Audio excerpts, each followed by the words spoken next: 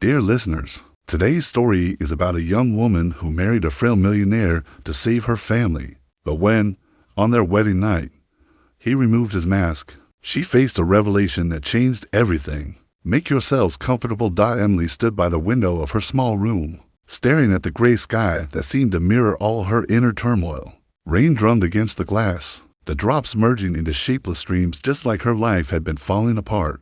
Over the last few months, Emmy, are you there? Came her mother's weak voice from the adjoining room. The girl sighed and tucked a loose strand of dark hair behind her ear. At just 23, she had already learned to hide her true emotions behind a smile. But today even that familiar mask was threatening to crumble. Yes, Mom, I'm coming, she replied, trying to sound upbeat. The room smelled of medicine and stale air. Grace Nolan lay on the bed.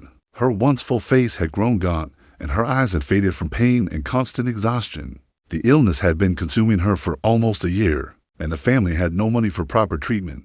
I brought you some tea, Emily said, placing the cup on the bedside table and sitting down on the edge of the bed. How are you feeling? Better not ask.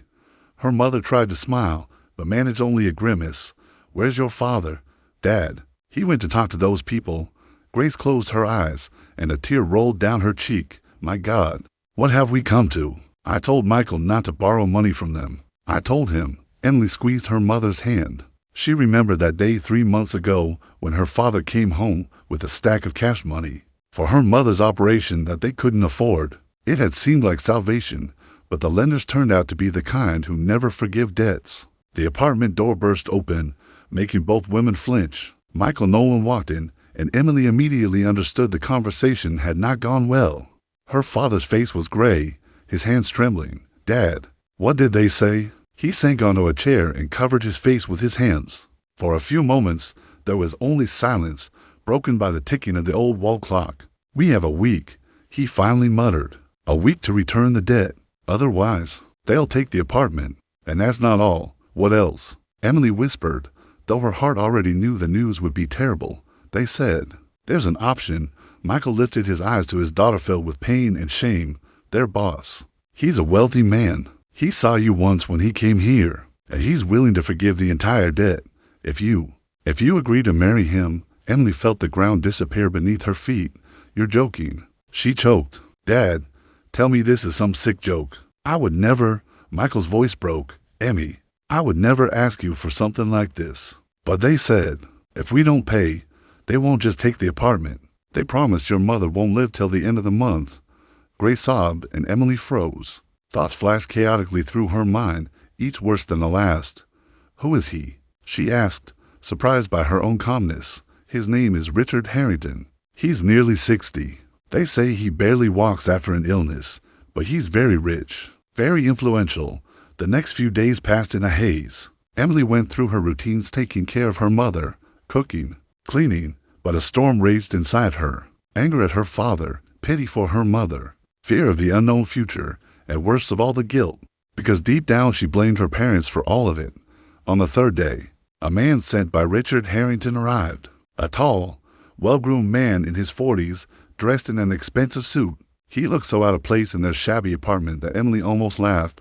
Almost. My name is Gregory Walters, he introduced himself, handing her a business card. I am Mr. Harrington's assistant. He asked me to give you this. Emily took the envelope with trembling hands. Inside was a photograph of a mansion more like a palace and a short note.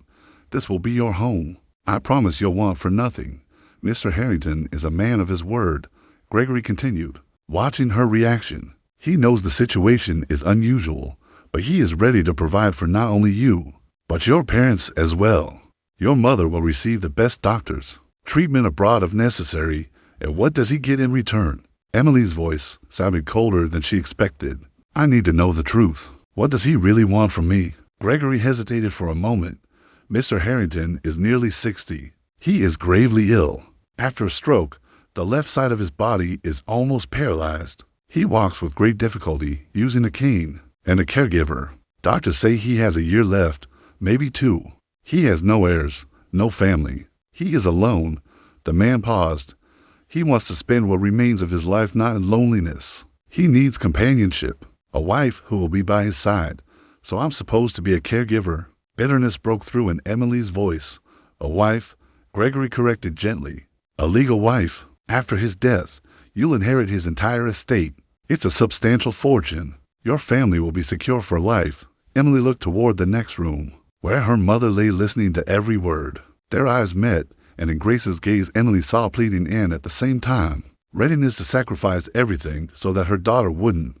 I have conditions, Emily said, surprised by the firmness in her own voice. My mother's treatment starts immediately. My father's debt is erased today, and I want to meet him before the wedding. Richard Harrington, he prefers not to be seen until the wedding. Gregory began, but she cut him off. These are my conditions. Either I see him beforehand, or there is no deal. Gregory stepped aside to make a phone call. Emily heard fragments. She insists. Yes, I understand. All right, I'll tell him. He returned. Mr. Harrington agrees. Tomorrow at 3 p.m. a car will pick you up and take you to the estate. He handed her another envelope, this one thick. An advance. For your mother's treatment. The rest you will receive after the marriage is registered. After he left, Emily opened the envelope. It was more money than she had ever seen in her life. God, Emmy, maybe we shouldn't. Her father whispered behind her. No, Dad, she said firmly. We have no choice. Tomorrow I'll go and see this man and then I'll decide. That night Emily couldn't sleep. She stared at the ceiling, thinking about how quickly life could change. A month ago she was an ordinary girl with ordinary dreams: find a job she loved, meet a good man, start a family. Now she was preparing to sell herself to save her parents. The black car arrived exactly at 3 p.m. Emily put on her best dress, a simple dark burgundy, one she had saved for special occasions. The irony didn't escape her. She was dressing up to meet the man who had essentially bought her. Her mother cried as she said goodbye, and her father stood aside, unable to meet her eyes. Emily hugged Grace and whispered, "Everything will be okay, Mom. I promise." It was a lie, and they both knew it. The drive to the estate took about an hour. The car left the city, winding through narrow country roads until it reached tall gates with golden ornaments. Beyond them stretched grounds that looked more like a park: manicured lawns, fountains, old trees lining the paths, and at the center of it all stood a 3-story mansion with columns and balconies, a breathtaking sight. Gregory Walters met her at the entrance. "Welcome," he said with a stiff smile. "Mr. Harrington is waiting for you in the library. Please follow me." Inside, the mansion was even more impressive: marble floors, crystal chandeliers, paintings in gilded frames. Emily felt as if she had stepped into a museum. Their footsteps echoed through the spacious hallways. The library was on the 2nd floor. Gregory opened the massive oak door and stepped aside, allowing Emily to enter first. The room was enormous, its walls lined with books from floor to ceiling.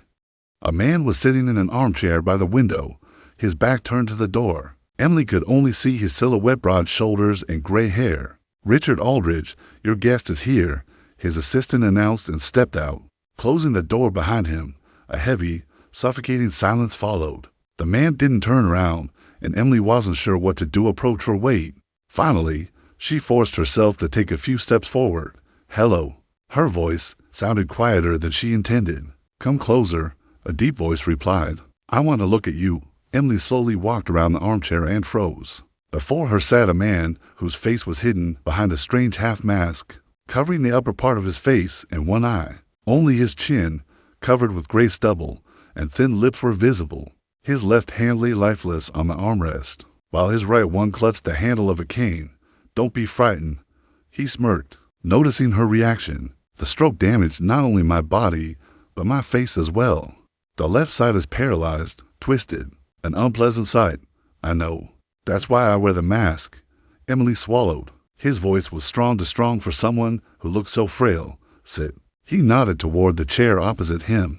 "I assume you have questions. Why me?" Emily blurted out as she sat down. "You have so much money. You could hire anyone, by any company. Why force me to marry you?" Richard Aldridge stayed silent for a few seconds, as if choosing his words. "Because you wouldn't come to me out of greed," he finally said. "You're not here to take my money. You're here for your family. That speaks to your character." He paused. "My whole life I've been surrounded by people who wanted something from me. Money, connections, influence. Not a single person who was with me just because. And you think I'll be with you just because?" Emily couldn't hold back. "You just said yourself I'm here for my family. Yes, but at least you're honest about your motives. He replied, and I know you won't betray me. Your loyalty to your family guarantees you'll keep your side of the deal. What side exactly? Emily asked. What do you want from me? Richard Aldridge rose from the chair with difficulty, leaning heavily on his cane. He could barely stand. His left leg dragged along the floor. Just stay close, he said tiredly. Have dinner with me, talk to me, read to me. Create the illusion that I have a family, that I'm not dying alone. He turned toward the window. That's all. Emily looked at the hunched figure by the window and felt a strange mix of pity and revulsion. Pity because he was a dying, lonely man. Revulsion because he used his wealth to buy companionship without asking what she wanted. And if I refuse? She asked quietly. If I get up right now and leave? Richard turned, and something like surprise flickered in the one visible eye. Then the money I paid for your mother's treatment will have to be returned, and your father's debt will remain. But I won't stop you by force. The choice is always yours, Emily. She stood and walked to the window beside him. The garden outside was flooded with the warm glow of the setting sun. Somewhere beyond those tall walls lay her former life, her small apartment, her sick mother, her father broken by guilt, poverty, and hopelessness. When is the wedding? She asked, still looking outside. In a week. A quiet ceremony. Only the essentials. No celebrations, unless you want them. I don't, she said. Emily turned to him. I have conditions. One more. I'm listening. I want to continue visiting my parents regularly. And when my mother gets better, I want them to be able to come here. Richard nodded. Of course. This is your home now. You may invite whoever you wish. He took a few steps toward the door, each one costing him effort. Daniel will show you the rooms. Choose any room you like except mine. Your things will arrive tomorrow. Wait, Emily stopped him. I haven't said a final yes. The man turned. His lips curved into something resembling a smile. But you've already made your decision. I can see it. He opened the door. Welcome to your golden cage, Emily. When the door closed behind him, Emily sank into the chair and covered her face with her hands. No tears came. She had cried them all in the past days. Only emptiness and exhaustion remained. Daniel Warren appeared 10 minutes later and led her through the mansion. There were so many rooms, Emily lost count. Living rooms, dining rooms, billiard rooms, a gym, a winter garden. On the third floor, there was an entire suite of bedrooms with high ceilings and huge windows. This entire wing is at your disposal, the assistant explained. Mr. Aldridge occupies the first floor rooms. It's hard for him to climb stairs. Choose any bedroom you like. Emily stopped near a corner room overlooking both the garden and the forest. The room was bright and spacious. The furniture was solid, but not overly ornate. This one, she said, an excellent choice. Daniel approved. Someone lived here before. He hesitated. Never mind. I'll arrange for your belongings to be brought here tomorrow. For now, allow me to escort you to dinner. Mr. Aldridge expects you in the small dining room at 7. When she was finally alone, Emily approached the window and rested her forehead against the cool glass. In the garden below, a gardener was trimming bushes, an ordinary peaceful scene. But inside her, everything turned. She remembered Richard's words, a golden cage. How accurate. The mansion had wealth, comfort, safety, everything except freedom. At exactly 7, she went to the small dining room. Small turned out to be the size of her entire apartment. A long table was set for 2 at opposite ends. Richard Aldridge was already seated. The mask still hid his face. Please sit, he said. Dinner passed in heavy silence. Emily barely touched her food, though the dishes were exquisite. Richard ate slowly, awkwardly maneuvering the fork with his right hand. Tell me about yourself, he finally said. What did you dream of becoming? What did you love? I worked in a library, Emily answered shortly. I love reading. What kind of books? Classics. Dostoevsky, Tolstoy. I also read contemporary literature. There's a large library here, he noted. You may take any books you like. I enjoy reading as well, but my eyesight fails me now. It would be nice if you read to me sometimes.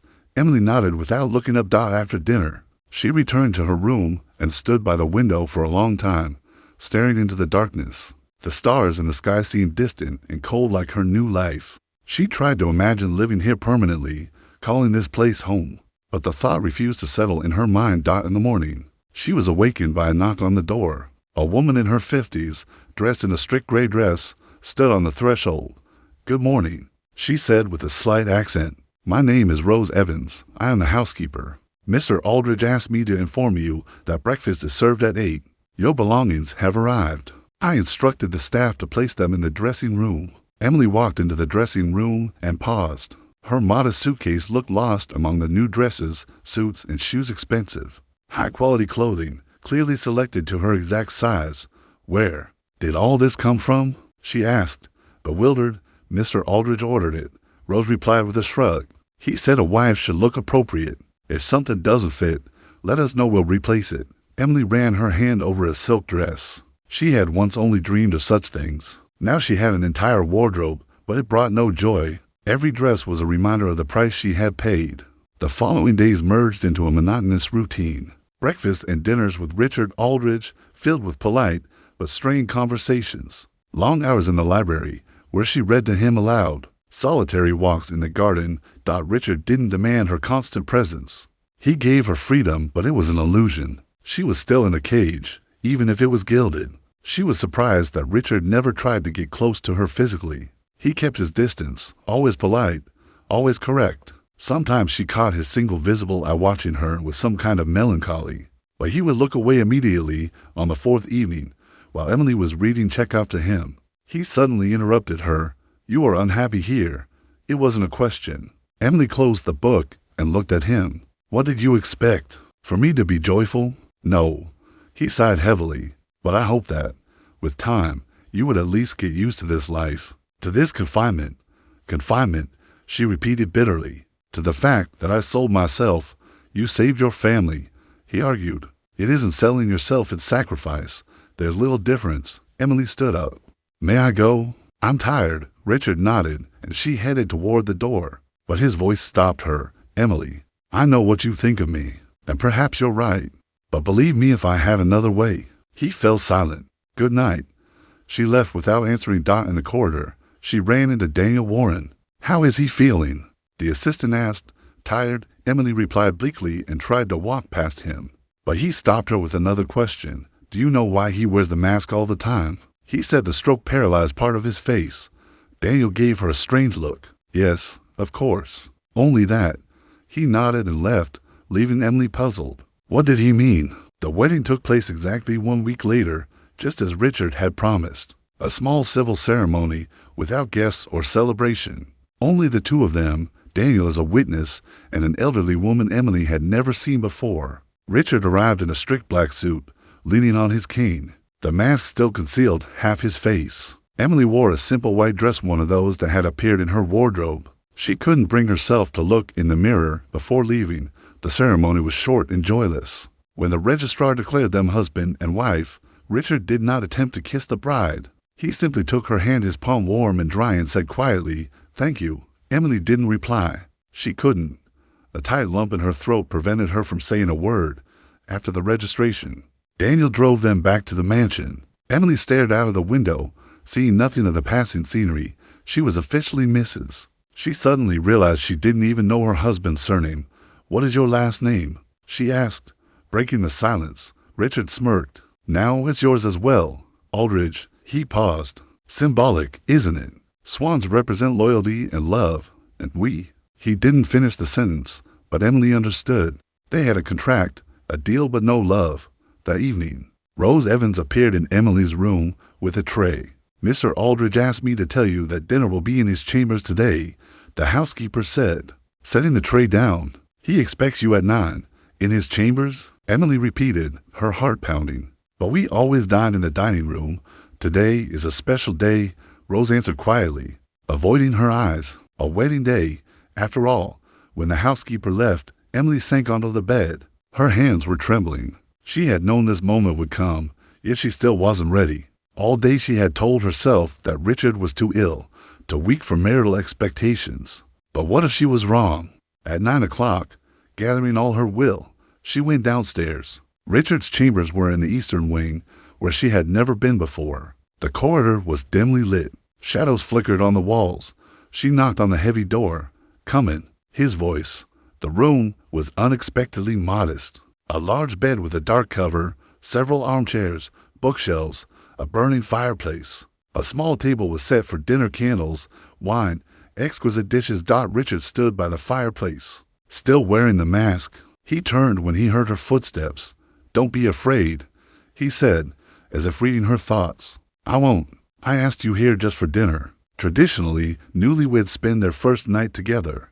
"But I understand it would be too much for you." Relief washed over her, followed by shame. She sat at the table, avoiding his gaze. "I wanted to talk," Richard continued, taking a seat opposite her, "about the rules of our life together. You're free to do whatever you wish. Meet your friends, travel wherever you want. Money is at your disposal. I am not going to control you." "Then why all this?" Emily burst out. "If you don't need a real wife, why marry me at all?" Richard poured wine into their glasses. "I need companionship," he said simply. "Someone to be here, in this house. Someone I can talk to in the evenings. Someone who will be near when the end comes." He fell silent, staring at the fire. "You cannot imagine how terrifying it is to die alone." The sorrow in his voice pierced her unexpectedly. "Tell me about yourself," she said softly. "Who are you? Where did the money come from? Why are you alone?" Richard was silent for a long time before taking a sip of wine. "A long and sad story." "I'm not sure you want to hear it." "I do," Emily insisted. "If we are husband and wife now, I should at least know who I'm living with." Richard leaned back in his chair. His fingers tightened around the glass. The fire cast shifting shadows across his figure, making him look like a ghost from the past. "I was born into a poor family," he began. "My father drank. My mother worked 2 jobs to feed me and my brother. From childhood, I understood that if I wanted to achieve anything, I'd have to fight for it myself. I studied well, entered university, worked wherever I could." He paused. Then came the reforms. Chaos, risks, opportunities. I took a risk, took out a loan, and started a small business. I was lucky it succeeded. Then another and another. 10 years later, I was wealthy. 20 years later, very wealthy. "And all this time you were alone?" Emily asked. "No." Bitterness appeared in his voice. "I was married, Catherine. She was beautiful, intelligent. I thought I loved her. We got married when I was 35. We had a daughter." Emily shivered. "A daughter? So he had a family. What happened?" she asked quietly. "I was too busy with business," Richard Aldridge said, staring into the fire without blinking. "Constant trips, meetings, deals. I thought I was providing for them, giving them the best of everything, but in reality, I was absent. Catherine felt lonely, and then she met someone else, my former business partner." His voice grew harsher. "They carried on a year-long affair behind my back. When I found out, I made a scene. Catherine took our daughter and left with him." "How old was she?" 12. "Her name was Veronica." He clenched his fist. "I tried to fight for her, but my wife turned the child against me. She told her I had abandoned them. That money was more important to me. Veronica stopped communicating with me, and then there was an accident." Emily froze, sensing something terrible. Catherine and her new husband were driving. Veronica was with them. A drunk driver swerved into oncoming traffic. All 3 of them died instantly. Veronica was 16. "I'm so sorry," Emily whispered. For the first time, her sympathy was genuine. "After that, I shut myself off from everyone." Richard continued. "I threw myself even deeper into work. I built this estate. I thought I could create a sort of family nest here, somewhere I could someday bring my grandchildren. Foolish, isn't it?" He gave a bitter smile. Then came the stroke. The doctor said, stress, overwork, age. "I found myself trapped in this body, half of which no longer works." Emily looked at him, and something inside her shifted. This was not just a wealthy old man who bought a young wife. This was a broken man who had lost everything that mattered. "That's why you wear the mask," she said softly. "Not just because of the paralysis." Richard nodded. "I don't want to see pity in people's eyes. Seeing it in the mirror every morning is enough." They sat in silence, broken only by the crackling of the fireplace. Emily thought about what she had heard. Her own pain hadn't disappeared, but now she understood that Richard suffered too. "The room I chose," she said suddenly. Daniel Warren began to explain that someone had lived there before. It was Veronica. Richard flinched as if struck. "Yes," he said with effort. "I set it up for her, prepared it for her visit, hoping she would come someday. But she never did. After her death, I ordered the room to be closed. No one entered for almost 7 years. Can I choose someone else?" Emily suggested. "No," he snapped. "On the contrary, Let that room live again. Let it not stand as an empty mausoleum. He rose, struggling with his cane. It's late. You'd better go rest. Emily stood, but lingered at the door. Richard Aldridge, thank you for telling me. I really am sorry. Forget it. It's all in the past. He waved her off, though she could see the tension in his shoulders. Good night, Emily. Emily went up to her room and couldn't sleep for a long time. Richard's story haunted her. She imagined little Veronica, who had lived within these walls only in her father's dreams. The girl who never knew she had a home, waiting for her return in the morning. Emily woke to the sound of rain. Gray drops pelted the glass, turning the garden outside into a blurred watercolor. She got dressed and went down for breakfast, but Richard was not at the table. He isn't feeling well, Rose Evans explained, pouring her coffee. The doctor is with him. He should feel better by noon. Something serious? Emily asked, surprised at her own worry, an exacerbation. It happens after stress or overwork. The housekeeper shook her head. Yesterday was hard for him. The wedding, the conversation about the past. Emily felt a pang of guilt. May I visit him? Rose raised her eyebrows in surprise. Of course, you're his wife now. Just wait until the doctor finishes the examination. Emily spent the morning in the library, trying to read, but her thoughts kept returning to Richard. Around noon, Daniel Warren appeared. Richard Aldridge asked you to come if you don't mind. She followed him to her husband's room. Richard was lying in bed, pale, still wearing his mask. Seeing Emily, he tried to sit up, but she gestured for him to stay down. Lie down. Don't get up. How do you feel? I'll manage, he said weakly, giving her a small smile. Sorry for ruining your first day of marriage. Nonsense, Emily said, moving the chair closer to the bed. You need rest. May I read something to you? Richard looked at her in surprise. You don't have to. I know, but I want to. She picked up a book from the bedside table, a collection of Chekhov's stories, and began reading. Her voice was calm and melodic, filling the room. Richard closed his eyes, and for the first time in days, his expression became serene. She read for about an hour. When she finished, she saw that Richard was asleep. She was about to leave, but his voice stopped her. Don't go, please. Emily turned. He didn't open his eyes, but his hand reached slightly toward her. Just sit near me. I feel better when you're here.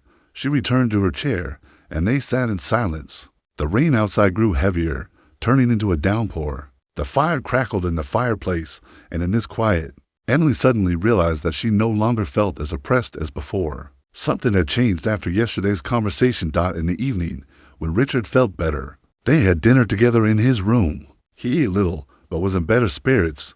Your mother, he said between bites. Daniel arranged everything with the clinic. The day after tomorrow she'll be brought for an examination. Top specialists, full diagnostics. Thank you. Emily felt tears welling up. You have no idea how much this means to me.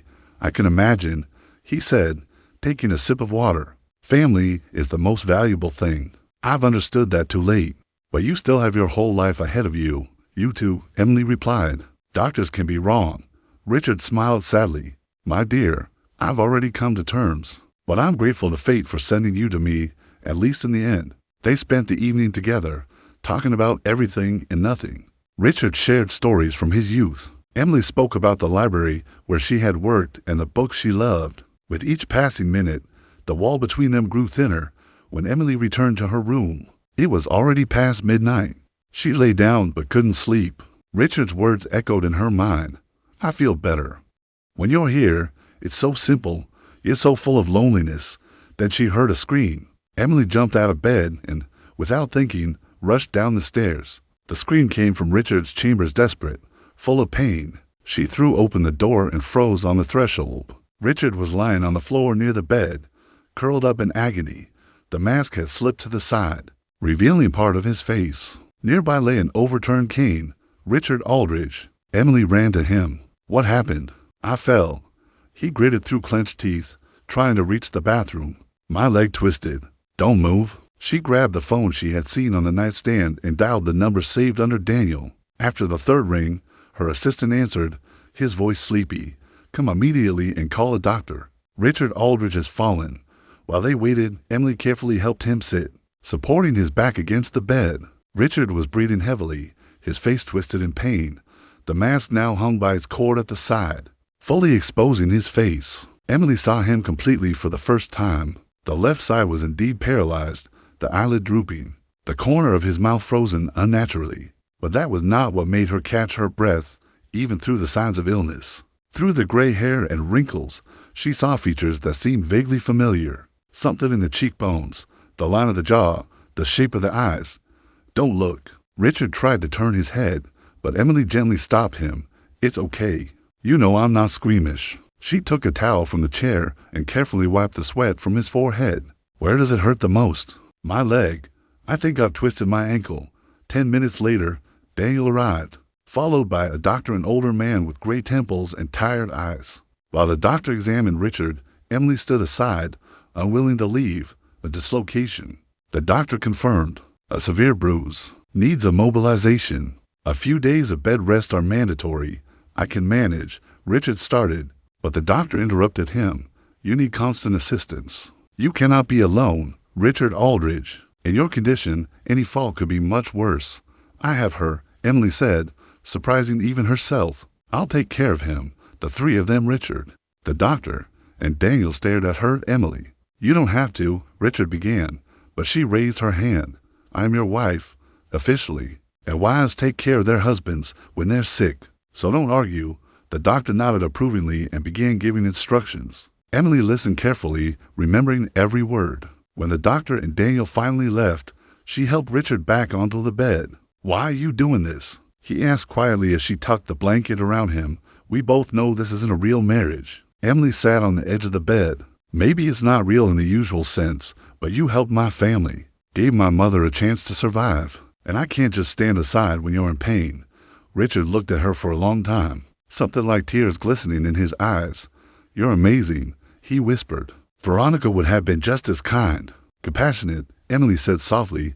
"Tell me about her," she asked. "What was she like?" And Richard told her about the little girl with braids who loved to read fairy tales, who dreamed of becoming a doctor, about her laughter, the kind that sounded like little bells. He spoke, tears running down his unmasked face. Emily held his hand and listened in silence. When he finally fell asleep, exhausted from pain and memories, she remained sitting beside him, not in her luxurious room on the 3rd floor, but here, in the chair by his bed. In the morning, she woke to someone covering her with a blanket. Opening her eyes, she saw Rose Evans. "You sat here all night." The housekeeper shook her head. "Go wash up, change. I'll stay with him." But Emily barely got up before Richard opened his eyes. "You're here." His voice held relief. "Yes." She nodded. "And I'm not going anywhere." The following days were hard. Emily hardly left Richard's side, helping him with everything. She read to him, brought him food, helped him move in. Each day their bond grew stronger. A week after Richard's fall, Emily had gotten used to the new routine. Most of her time was spent with him, and it no longer felt like a duty. Richard turned out to be an unexpectedly interesting conversationalist. He had traveled extensively, spoke several languages, and was knowledgeable about art and literature. Beneath the rough exterior of a millionaire, there was an educated, sensitive man. That day, Emily had to visit her mother at the clinic. The examination showed surgery was possible, and it was scheduled for the following week. Her mother looked better. Hope worked miracles. "How is he?" Vera Nikolaevna asked when they were alone. "Your husband." Emily hesitated. "He's not how I imagined him. He's a good person. Mom just very lonely and unhappy." "Have you fallen in love with him?" her mother asked cautiously. "No," Emily answered quickly. "What do you mean?" "I don't know. It's not love in the usual sense, but I care about what happens to him, and it's no longer so hard to be near him." Vera took her hand.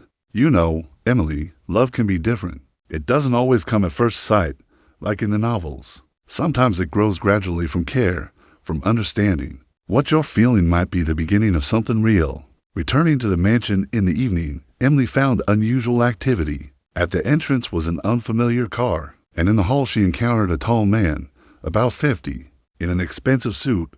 "You must be Richard's new wife," he said with an unpleasant smirk. "Well, I suppose I should pay my respects to my brother. He's always had impeccable taste." Emily froze. "Brother?" she asked, but he didn't introduce himself. The man extended his hand. "Pavel Aldridge, Richard's younger brother, though I prefer to say the less fortunate one." His voice carried barely concealed envy. Emily shook the outstretched hand coldly. Richard hadn't told her he'd be visiting, and he didn't know. Pavel smirked. I decided to visit my brother. Heard about his sudden marriage and thought I should congratulate him. By the way, where is he? In his chambers. He shouldn't be upset he recently fell. I know. Pavel interrupted himself. Daniel told me everything. The body is no good anymore. He walked past Emily toward the stairs. Don't worry. I won't tire him, he added. Emily wanted to stop him, but at that moment, Richard's voice, calm again, came from inside. Let him in, Emily. He won't calm down anyway. Pavel entered his brother's room, and Emily stayed in the corridor, the door not fully closed. She couldn't help overhearing the conversation. Well, brother, Pavel's voice sounded mocking, looking quite bad. Or is this just another performance? What do you want, Pavel? Richard's voice was tired.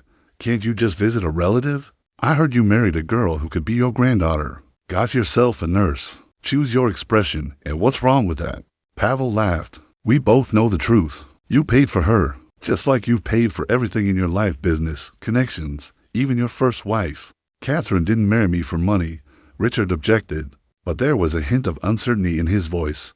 Keep telling yourself that. But we both know she didn't love you, and you know, what's the funniest part? Veronica didn't either. Your daughter hated you, Victor. She told me herself. A silence fell. Emily pressed her hand to her mouth to stifle a gasp. Did you see Veronica? Richard's voice trembled. Of course. Catherine called me after your breakup. We met. She wanted advice on how to deal with you, and Veronica was with her. Sweet girl. Pity she's gone. There was no trace of regret in Pavel's voice. But do you know what she asked me? Why her father was so cold. Why you were never there for her. She cried. Victor, your daughter cried because of you. Leave, Richard whispered. I beg you, leave. One more question, brother. Have you already changed your will in favor of your young wife?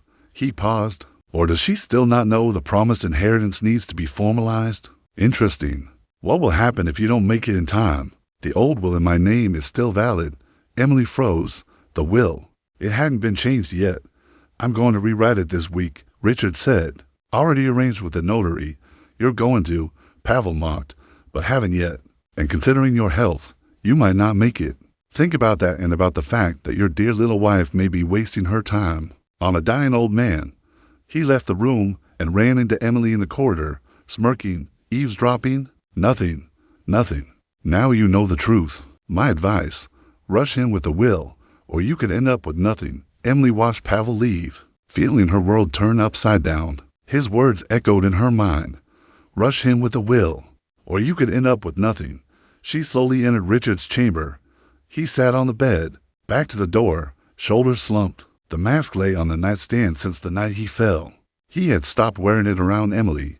Hearing her footsteps, he didn't turn. You heard everything. His tone wasn't a question. Yes, Emily stepped closer. It's true. The will is still in your name.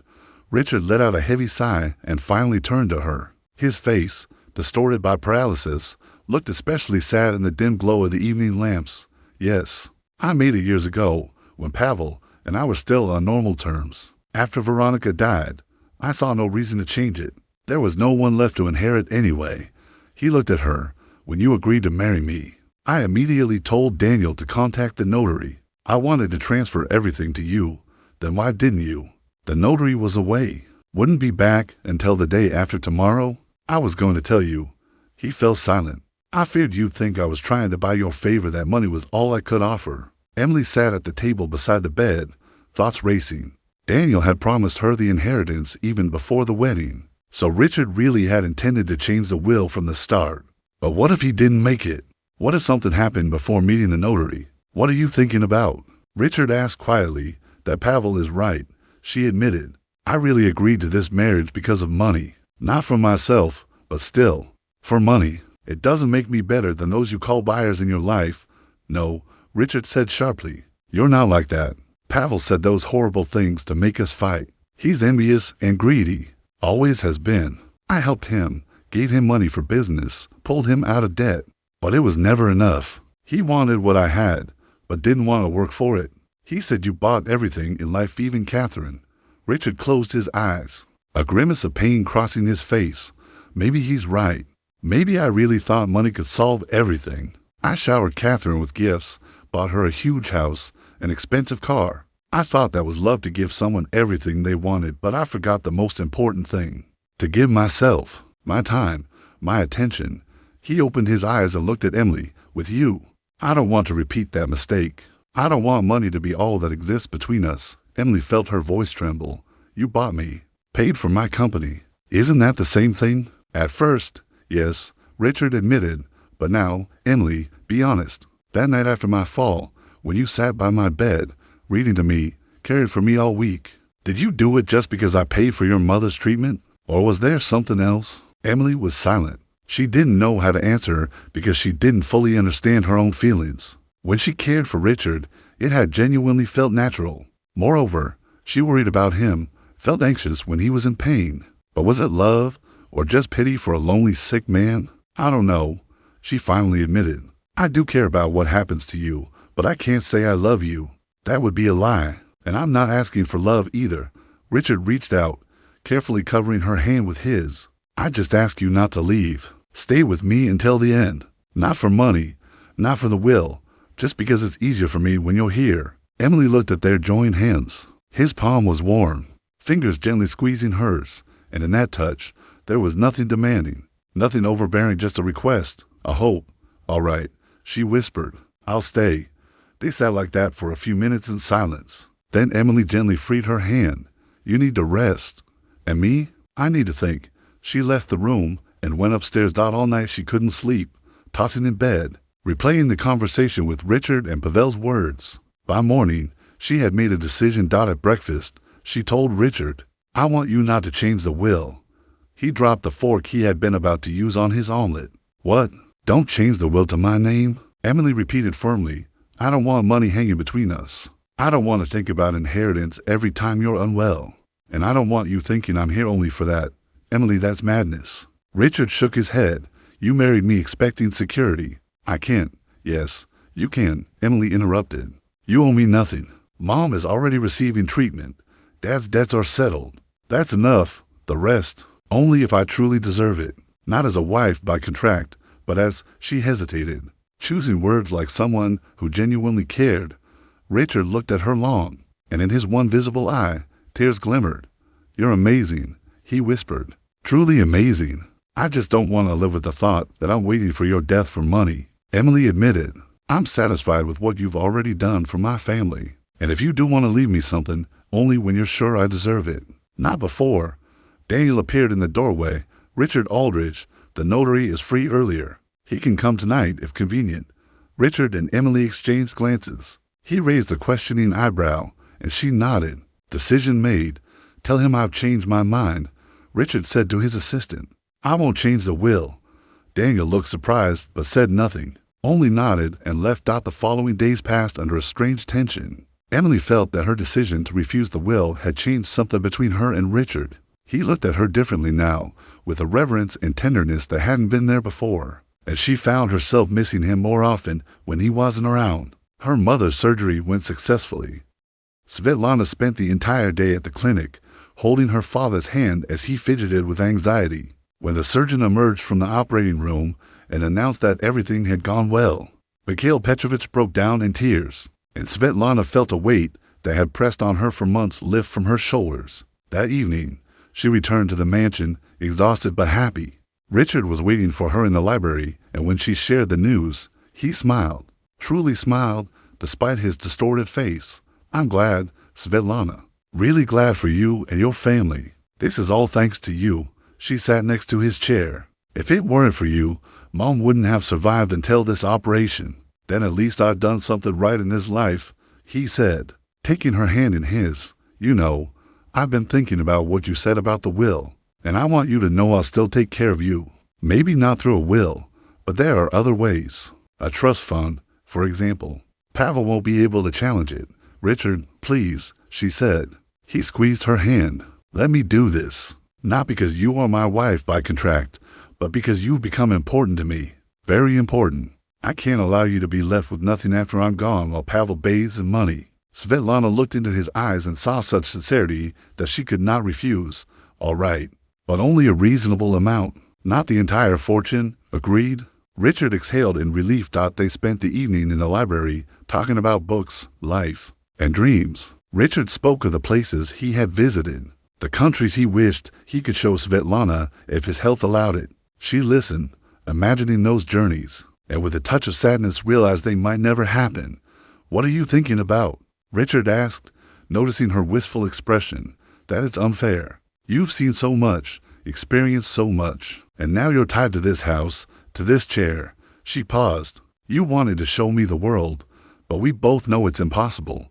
Not everything is lost," he said suddenly, smiling. "I have an idea, but it's a surprise. You'll find out tomorrow." The next morning, Svetlana woke to a knock at the door. Rosa Ivanovna brought a tray with breakfast and smiled mysteriously. "Richard asked me to tell you to dress warmly and be at the main entrance at 10 o'clock. "What's happening?" she asked, intrigued. "You'll see." The housekeeper smiled enigmatically. At exactly 10 o'clock, Svetlana went downstairs. Richard was waiting at the entrance, dressed in a warm coat and leaning on his cane. Igor stood beside him. "We're going for a drive," Richard announced. "I want to show you a place." They got into a spacious jeep with comfortable seats and drove for about an hour. Svetlana watched the scenery, fields, small hills, and little villages passing by. Richard was silent, but a smile played across his face. Finally, they arrived at a small lake surrounded by forest. The shore was covered with colorful autumn leaves. The water was calm and clear, reflecting the sky. Near the water stood a wooden gazebo overlooking the lake. "This is my favorite place," Richard said. When they got out of the car, Igor helped him to the gazebo. "I bought this land many years ago. I wanted to build a house here, but never got around to it. Then the stroke happened, and I decided I wouldn't come back. Too far, too difficult with my health. So why did we come?" Svetlana asked, sitting beside him on the bench. "Because I realized if not now, then never. I cannot show you Paris or Rome, cannot take you to mountains or the sea. But I can share what is precious to me, this place, this beauty." Svetlana felt a lump rise in her throat. She looked at the lake, the trees reflected in the water, the quiet, peaceful scene, and realized it was truly beautiful, perhaps even more beautiful than foreign landmarks. "Thank you," she whispered. This is really special." They sat there for more than an hour, simply enjoying the silence and tranquility. Richard spoke about how he had discovered the lake and dreamed of building a small family house there.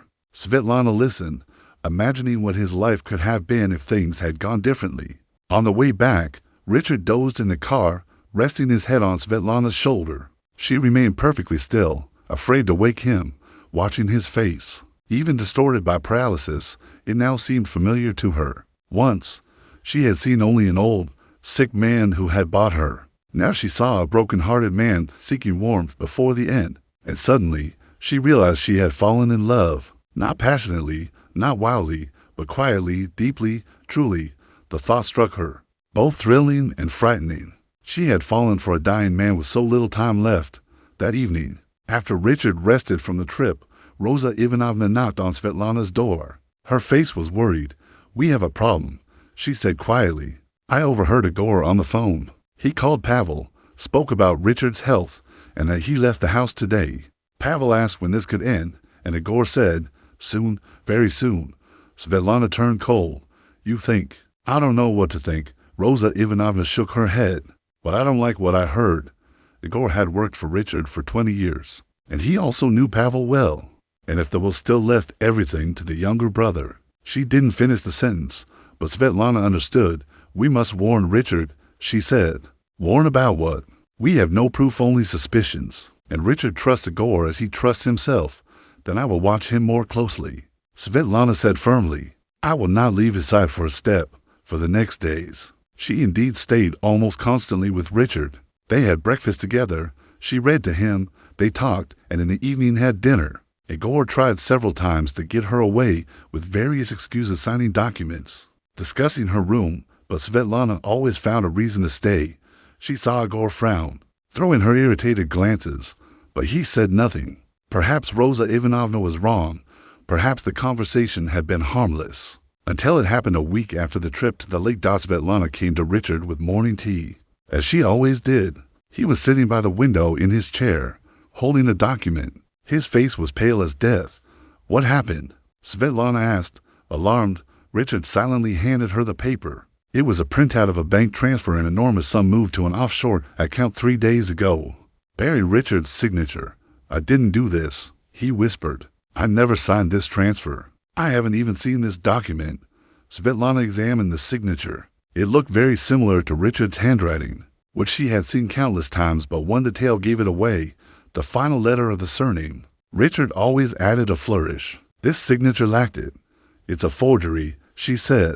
Someone forged my signature and stole the money. Igor, Richard exhaled. Only he has access to my accounts. Only he could do this. At that moment, the door burst open. Igor appeared, holding a gun. How unfortunate that you discovered this so quickly, Richard, he said coldly. I thought I'd have more time. Instinctively, Svetlana stepped forward, shielding Richard. Her heart pounded as if it would burst. Igor, what are you doing?